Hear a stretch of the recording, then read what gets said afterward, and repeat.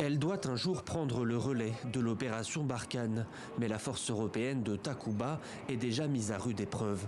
L'opération qui rassemble 800 soldats issus de 14 pays européens peine à convaincre. Les États hésitent à s'engager davantage et la Suède, avec 150 soldats déployés aux commandes de l'opération jusqu'en mars, s'interroge même sur son rôle au Sahel.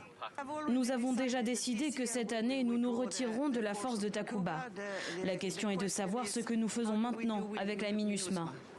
La MINUSMA, la mission de la paix de l'ONU, dans laquelle sont toujours engagés 250 soldats suédois.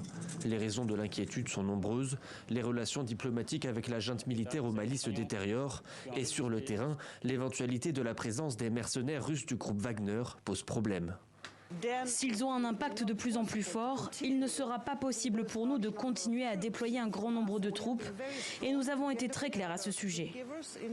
De là à menacer la cohésion et l'engagement des pays européens au Mali, Jean-Yves Le Drian n'y croit pas. Pour le ministre des Affaires étrangères français, les Européens continueront leurs opérations comme prévu. Il n'y a pas de désistement de la Suède. C'est une illusion d'optique.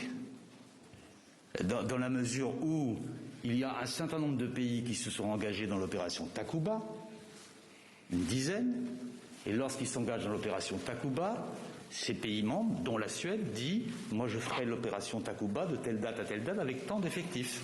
Pour l'heure, la force Takuba repose en large majorité sur les capacités militaires françaises. L'engagement des autres pays européens reste limité. La donne politique actuelle, avec ces lignes rouges transgressées, font que beaucoup de pays, et notamment ceux qui appartiennent à ceux qui sont dans Takuba, se posent des questions très légitimement. Une fois de plus, le départ suédois était prévu, alors peut-être qu'ils auraient pu continuer à être présents et renouveler leur présence. Ils ne l'ont pas souhaité. Des interrogations qui n'ont néanmoins pas eu de conséquences directes. Aucun pays européen n'a pour le moment retiré ses forces de l'opération Takuba et la Roumanie et la Hongrie devraient continuer le déploiement de nouveaux soldats dans les prochains jours.